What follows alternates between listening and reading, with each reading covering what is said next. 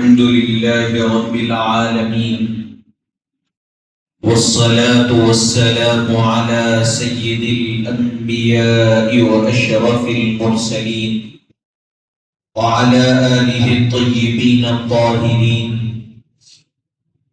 وأصحابه الأكرمين الأفضلين وأولياء أمته أجمعين إلى يوم الدين. أما بعد، فقد قال الله تبارك وتعالى في القرآن المجيد والفرقان الحميد: أعوذ بالله من الشيطان الرجيم، بسم الله الرحمن الرحيم.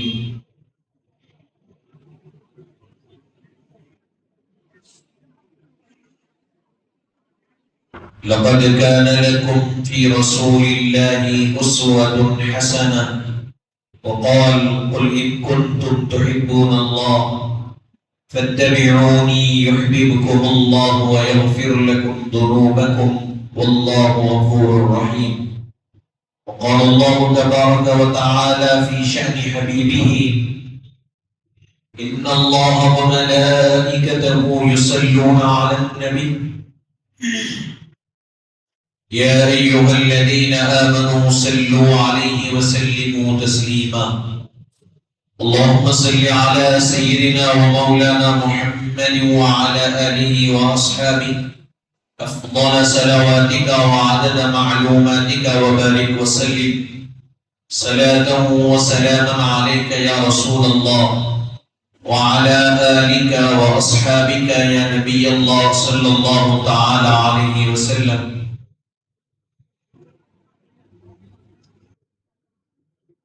قوت عشق سے ہر پست کو بالا کر دے،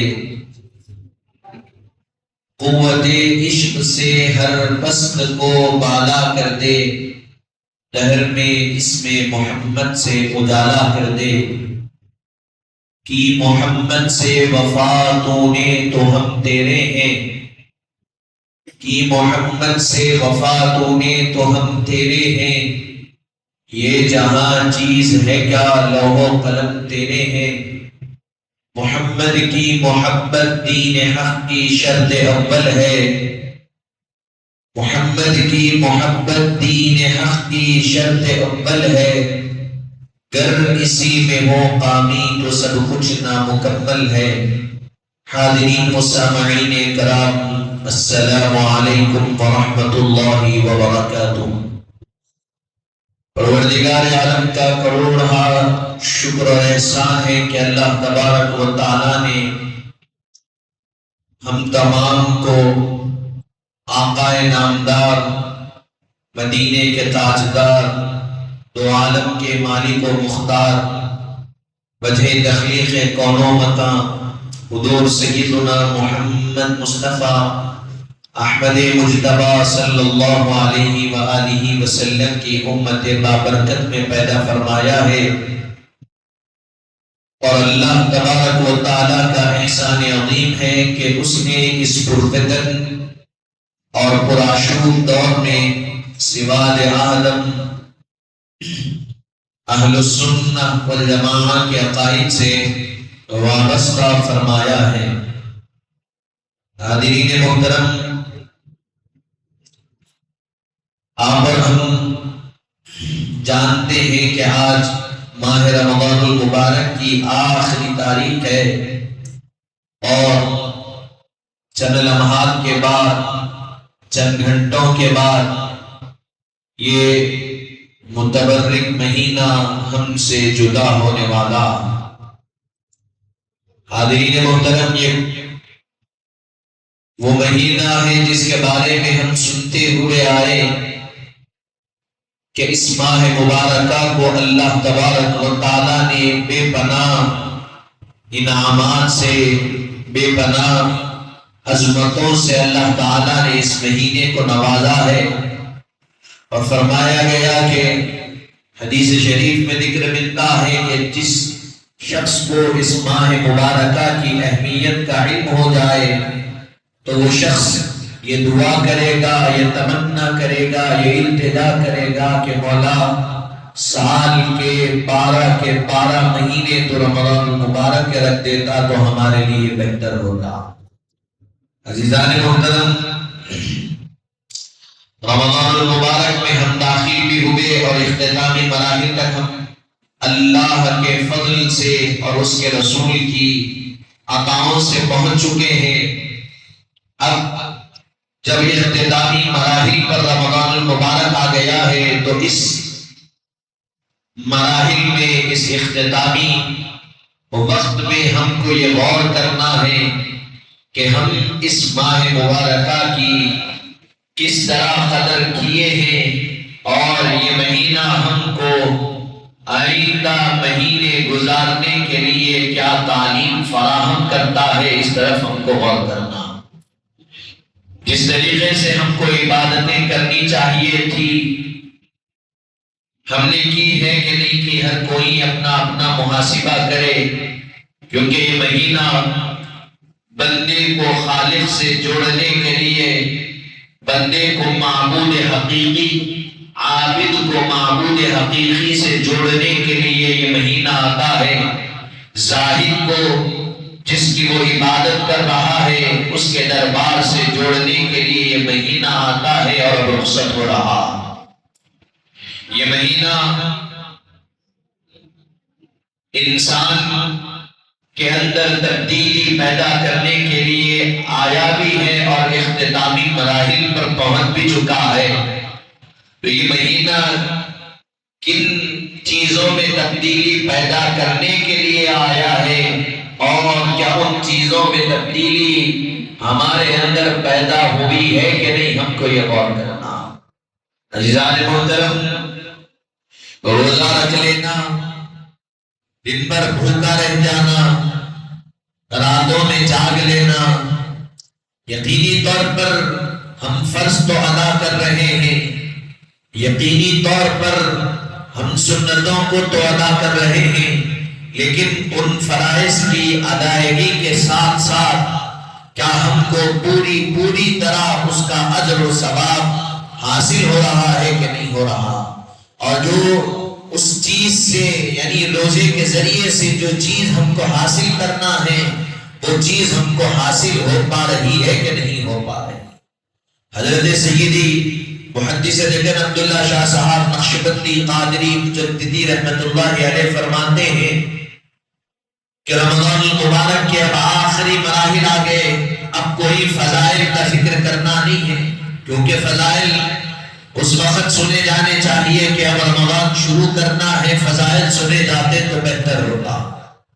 فضائل سننا نہیں ہے، اب مسائل بھی سننا نہیں ہے، ہم روزے رہ چکے، بالکل آخری چند گھنٹے ہمارے پاس باقی ہے، وہ ختم، ہمارا روزہ ختم، پھر مہینہ ختم۔ اب ہم کو کیا سننا ہے؟ تو فرمایا گیا کہ یہ مہینہ جو آ کر جا رہا ہے، یہ ایک مہینہ ہمارے اندر کیا انقلاب پیدا کیا اور آئندہ 11 مہینے ہم کو کس طرح گزارتے ہیں، اس کی طرف ہم کو توجہ کرنا۔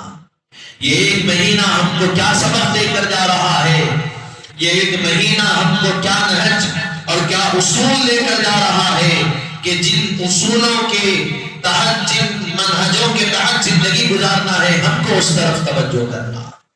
حاضرین محترم، چھوٹی سی مثال آپ کے سامنے دیتا ہوا چلوں، آپ روزہ ہے، میں روزہ، 12 گھنٹے 13 گھنٹے ہم کھانے سے رکے رہے، پینے سے رکے رہے، مجلس میں بھی رکے رہے، تنہائی میں بھی رکے رہے، لوگوں کے درمیان رہے تب بھی نہیں کھائے نہیں پیے، اکیلے تنہا ہے، الون ہے، تب بھی نہیں کھائے نہیں پیے۔ میں پوچھتا ہوں کہ مجلس میں نہیں کھائے تو بات سمجھ میں آتی ہے کہ لوگ دیکھنے والے ہیں، لوگ دیکھیں گے تو کیا کہیں گے کہ بھائی مسلمان ہے، روزہ نہیں رہا، اس لیے نہیں کھائے۔ لیکن جب تنہائی میں آئے تو کیوں نہیں کھائے؟ تنہائی میں تو کھا سکتے تھے، تنہائی میں تو پی سکتے تھے، کوئی دیکھنے والا نہیں، کوئی آپ کے اوپر نظریں جما کر نہیں رکھا کہ اب تنہائی میں کھا رہے ہیں تو کوئی دیکھے گا، نام بدنام ہوگا، کیا کہیں گے، یہ بھی نہیں ہے۔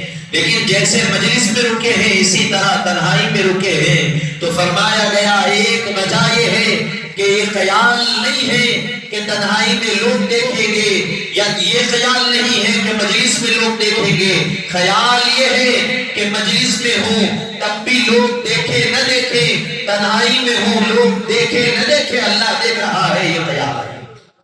اس خیال سے کھانے سے رکے ہوئے ہیں، پینے سے رکے ہوئے ہیں۔ محدث نقل فرماتے ہیں کہ جس طرح حالت روزے میں کھانے پینے سے رکے رہے 1 مہینہ، اسی طرح سال کے 11 مہینے گناہوں سے رکے رہو، اسی لیے کہ مجلس میں لوگ دیکھے نہ دیکھے، تنہائی میں لوگ دیکھے نہ دیکھے، اللہ دیکھ رہا ہے۔ عزیزان محترم، جیسے روزے کا خیال ہے اللہ دیکھ رہا ہے، اسی لیے کچھ حلق سے نہیں اتارتے، وضو کر رہے ہیں، کلی کر رہے ہیں، پانی حلق سے نیچے نہیں اتارتے، اس لیے کہ کلی کا پانی ہے، حلق سے نیچے اترے، مجھے معلوم ہے، اللہ کو معلوم ہے، لیکن یہ خیال ہے کہ اللہ دیکھ رہا ہے، میرا روزہ خراب نہ ہو جائے، اسی لیے نہیں اتارا۔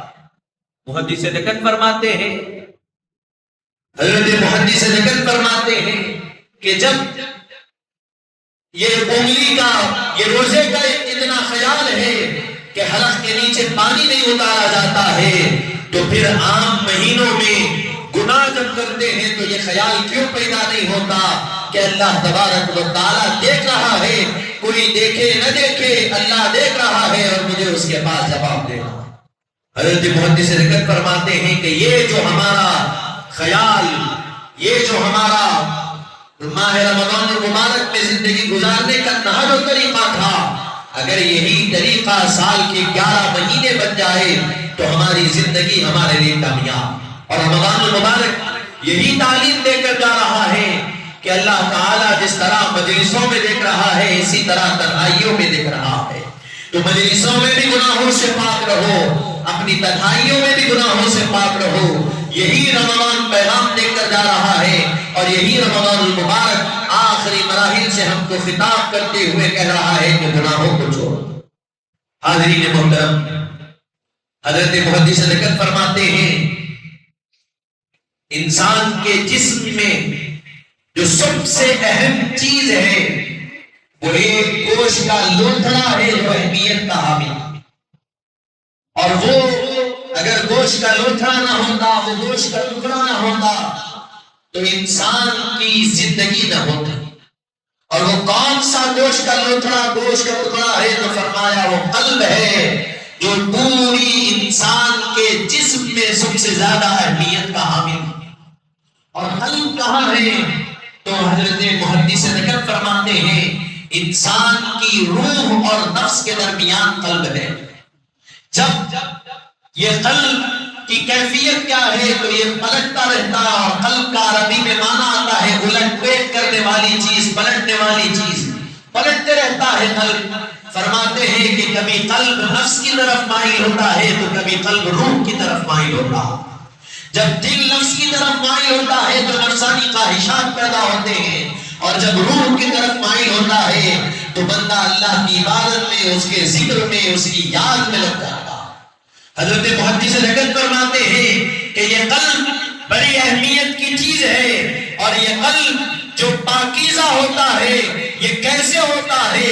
تو فرمایا گیا یہ قلب کی صفائی کا انتظام نمازوں اور روزوں کے ذریعے، قرآن کی تلاوت کے ذریعے اللہ تعالیٰ اس قلب کو پاک فرماتا۔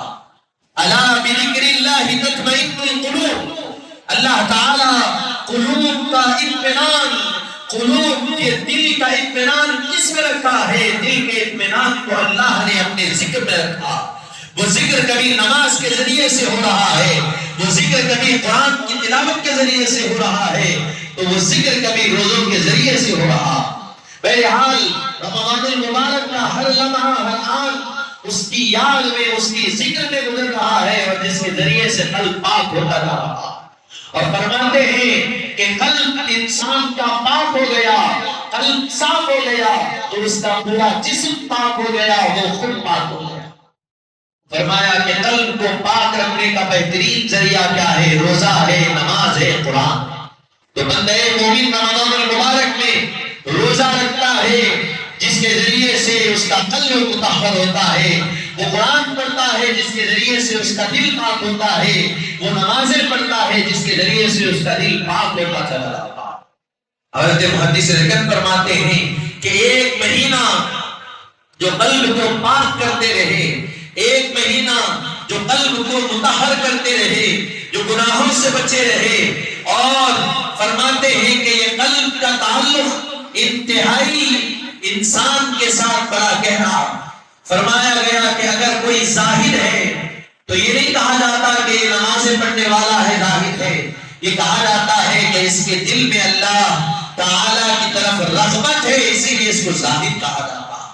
عشق ہے، کوئی عاشق ہے تو کوئی فعل اس کا ظاہر نہیں کرتا کہ وہ عاشق ہے، بلکہ کہا جاتا ہے کہ اس کے دل میں محبت ہے، اسی لیے وہ عاشق ہے۔ یہ دل ہے، اس میں محبت بس جائے تو یہ دل عاشق ہو جاتا ہے، یہ دل اللہ کی طرف مڑ جائے تو زاہد و عابد ہو جاتا ہے، یہ دل گناہوں کی طرف چلا جائے، کدورتیں اس میں بھر جائے، عداوتیں اس میں بھر جائے تو یہ دل کیا ہو جاتا ہے؟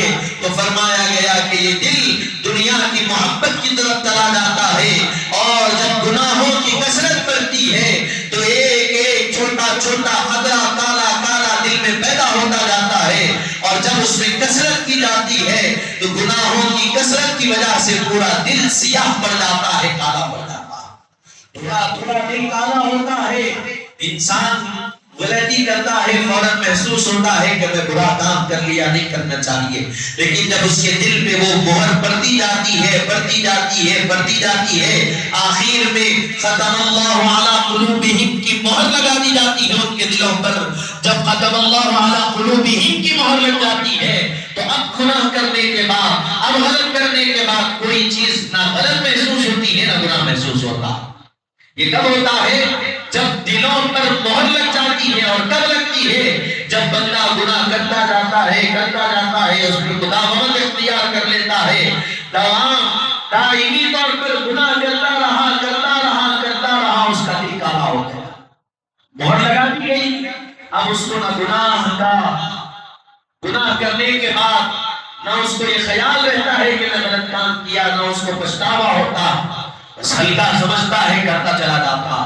تو فرماتے ہیں کہ ابتدا میں جو قلب میں چھوٹے چھوٹے گناہوں کی وجہ سے جو دھبے پڑتے ہیں، ان سارے دھبوں کو دور کر لینے کا بہترین ذریعہ رمضان، یعنی دل زنگآلود ہو گیا، دل کالا پڑ گیا، سیاہ ہو گیا، اس زنگ کو دور کرنے کا ذریعہ، اس سیاہی کو دور کرنے کا ذریعہ روزہ ہے، نماز ہے، قرآن ہے، جو رمضان المبارک میں ہم کثرت سے کرتے رہے۔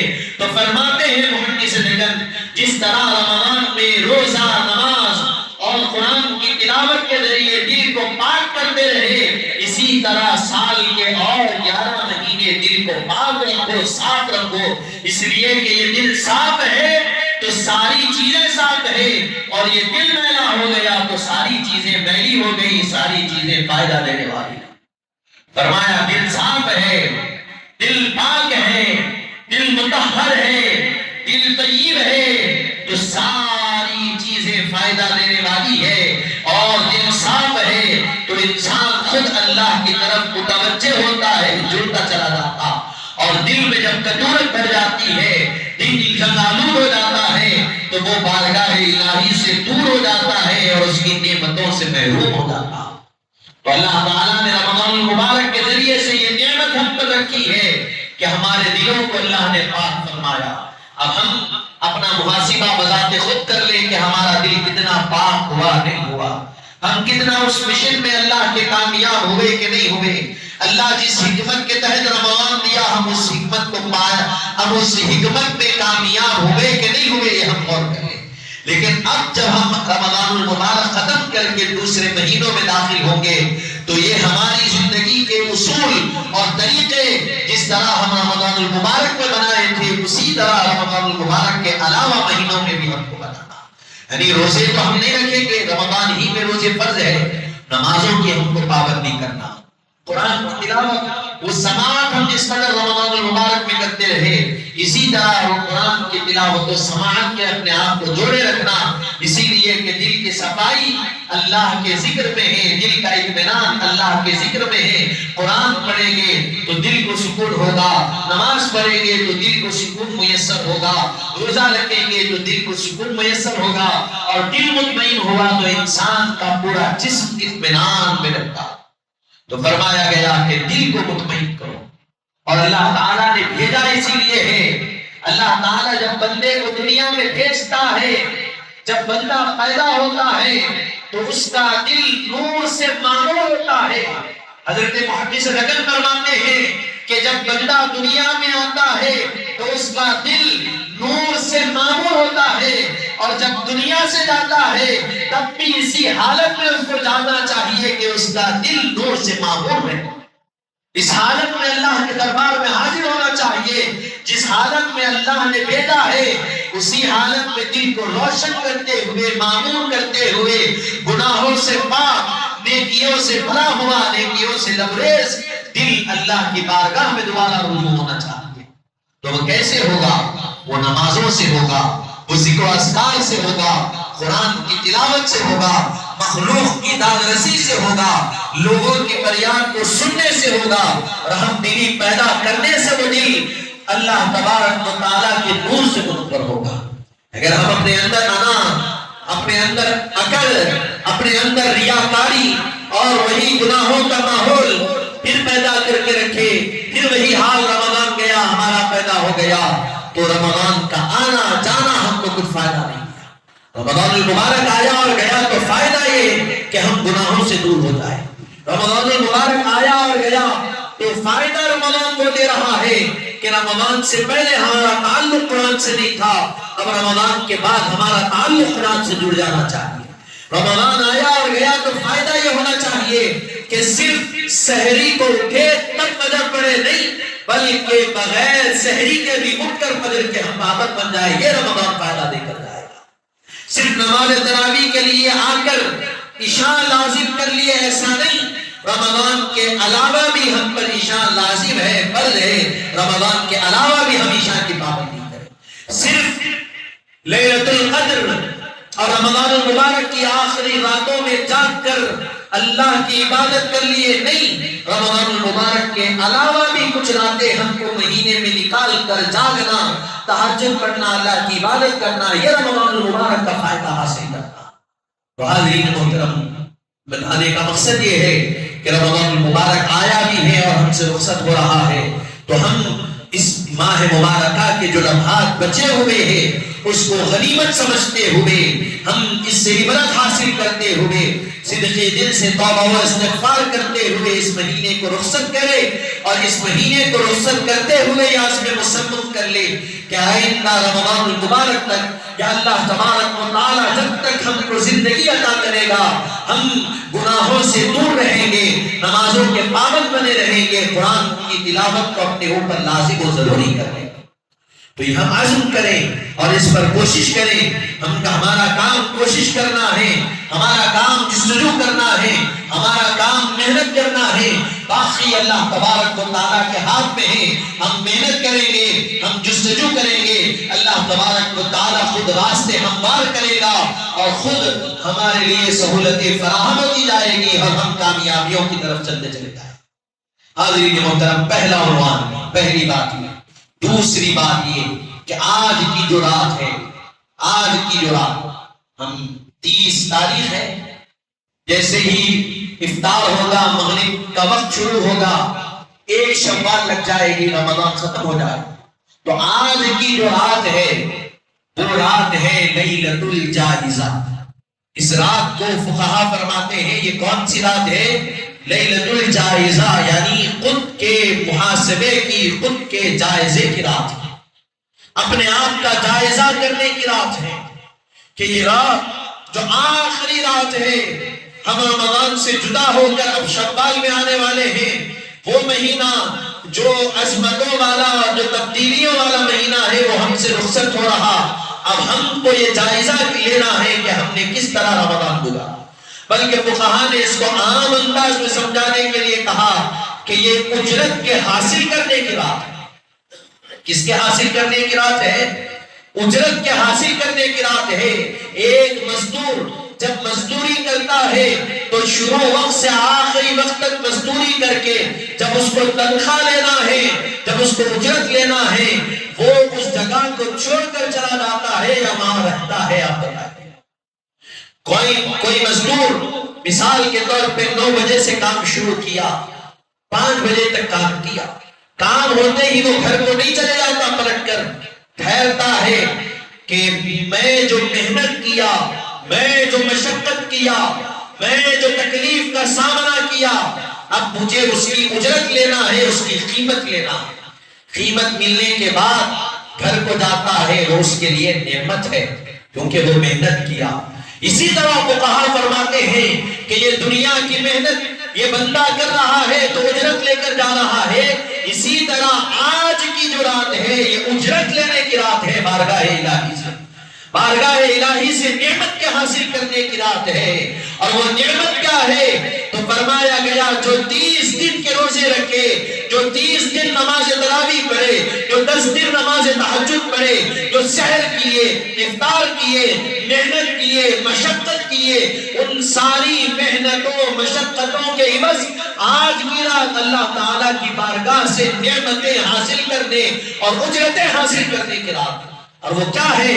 تو فرمایا گیا، حدیث مبارکہ کے الفاظ ہیں، فرمایا گیا 5 راتیں ایسی ہیں جن راتوں کو اللہ تبارک و تعالیٰ دعاؤں کو رد نہیں کرتا۔ وہ 5 راتوں میں جب بندہ دعا کرتا ہے اللہ تعالیٰ کبھی ان راتوں میں کی جانے والی دعاؤں کو رد نہیں کرتا۔ فرمایا کون سی راتیں ہیں؟ پہلی 7 ذی الحج کی رات، دوسری 8 ذی الحج کی رات، چوتھی یوم عرفہ 9 ذی الحج کی رات، اور تیسری اور چوتھی رات بتلایا گیا عید الفطر کی رات، اور 5ویں رات 15ویں شعبان کی رات۔ حدیث مبارکہ میں ہے، فرماتے ہیں کہ 5 راتیں ایسی ہیں بندہ ان راتوں میں جو مانگتا ہے اللہ اسے عطا کرتا ہے، تو ان میں سے آج کی جو رات ہے وہ رات ہے جو بندہ مانگتا ہے اللہ وہ عطا کرتا ہے۔ تو یہ ایسی رات ہے، اور آپ سوچئے ہمارے شہر کا، ہمارے محلوں کا، ہمارے لوگوں کا، ہمارے معاشرے کا کیا حال ہو چکا۔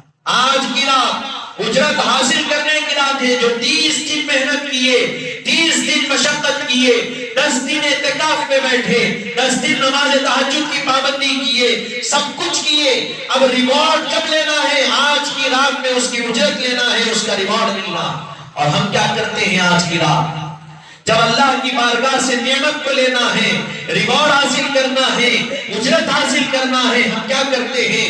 اس رات ہم بازاروں میں گزارتے ہیں، وہ رات کو ہم کیا گزار دیتے ہیں؟ بازاروں میں پھرتے ہوئے، شاپنگ کرتے ہوئے، خرید و فروخت میں، کھانے پینے میں، ٹھٹی ٹاٹا میں، دوست و احباب میں، اس میں ہم اس رات کو گزار کر پورے مہینے کی محنتوں کا، پورے مہینے کی عبادتوں کا، پورے مہینے کی عبادت ریاضتوں کا جو ہم کو اجرت ملنا ہے، نعمت ملنا ہے، اس سے ہم اپنے آپ کو محروم کر لیتے ہیں۔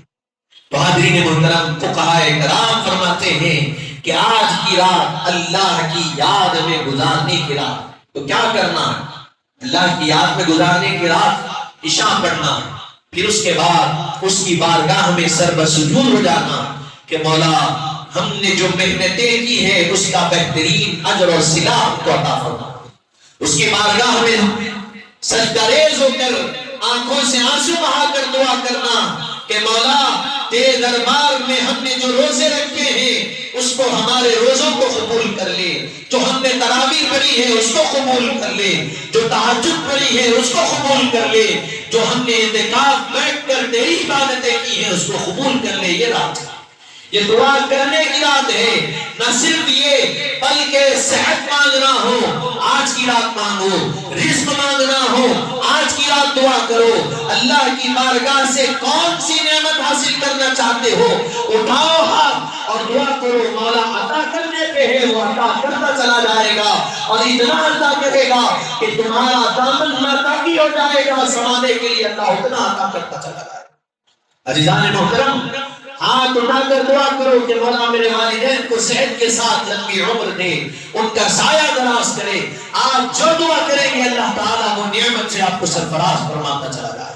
تو شرط ہے کہ آج کی رات کی قدر کریں، بازاروں میں جانے، پھرنے، لہو لعب کرنے، بہت وقت ہے آپ کے پاس، اور ان راتوں کے علاوہ اور راتیں ہیں آپ پھریے، اور راتیں ہیں آپ جائیے آئیے، لیکن یہ جو عبادت کی رات ہے، یہ جو ریاضت کی رات ہے، یہ جو انعام حاصل کرنے کی رات ہے، اس رات کو غنیمت سمجھ کر اللہ کی عبادت پہ لگانے کی کوشش کریں۔ حاضرین محترم، یہ دوسری بات اور اہم بات کہ آج کی رات کی قدر کریں۔ تیسری اور اہم بات، میں اس پر اپنی بات کو تمام کر دوں گا، کل عید کا دن ہے، تو عید کی نماز سے پہلے ہم کو صدقہ فطر ادا کر دینا۔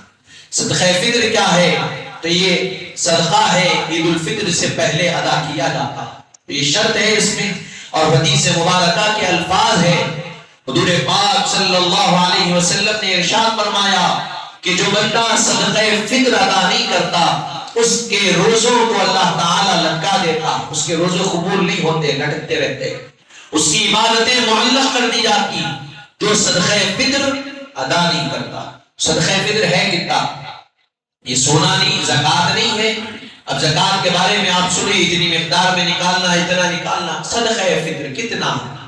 1.25 کلو گیہوں کے حساب سے پر سر ہر آدمی پر صدقہ فطر آتا۔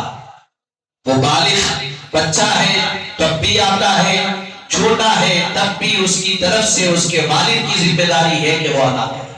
نابالغ ہے، سونا زکوٰۃ کے بارے میں بتلایا گیا بالغ ہو، پھر زکوٰۃ کے بارے میں بتلایا گیا سال گزرے، زکوٰۃ کے بارے میں بتلایا گیا اتنی مقدار میں ہو۔ صدقہ فطر کے بارے میں ساری بحثیں کیے بغیر بس آپ کے سامنے اتنی بات رکھ رہا ہوں، صدقہ فطر ہر مسلمان کو ادا کرنا ہے، بلکہ فقہا فرمائے کہ آج کی فجر سے پہلے، کل کی جو فجر ہوگی اس سے پہلے بھی اگر کوئی بچہ پیدا ہو تو اس کا بھی صدقہ فطر ادا کرو، اس کی جانب سے بھی ادا کرو، فقہا نے فرمایا۔ اب اس سے بڑھ کے کیا اہمیت ہو سکتی ہے آپ بولیے؟ اب وہ تو بچہ ہے، ابھی دنیا میں آیا، فرمایا کہ دنیا میں آ گیا، اس کی جانب سے صدقہ فطر ادا کرو۔ کتنا ادا کرنا ہے؟ اس کی الگ الگ کیٹیگریز بتائی گئی، ایک گیہوں کے حساب سے ادا کرتے، دوسرا کھجور کے حساب سے، منقع کے حساب سے، یا جوڑ کے حساب سے۔ آپ جس حساب سے اللہ تعالیٰ نے آپ کو دولت دی ہے وہ اس لیول کے حساب سے، آپ اپنا لیول بھی دیکھیے، اس حساب سے آپ صدقہ فطر نکالیں۔ گیہوں کا نصاب ہے 1.25 کلو گیہوں، 1.25 کلو گیہوں کی جو قیمت بنتی ہے وہ قیمت صدقہ فطر کے طور پہ دے دینا، بمشکل 80 روپے 90 روپے بنتی، جو آپ گیہوں کھاتے ہیں، یہ بھی ذہن میں رکھنا ہے، راشن میں آنے والے گیہوں کی قیمت لگا کے نہیں دینا، جو آپ کھاتے ہیں، آپ کون سا آٹا لاتے ہیں گھر میں پکانے کے لیے، اس کی کیا قیمت چل رہی، 5 کلو آٹے کی، تو اس کے 1.25 کلو آٹے کی کیا قیمت ہوتی، حساب کرنا، وہ حساب سے آپ صدقہ فطر ادا کرتے ہیں۔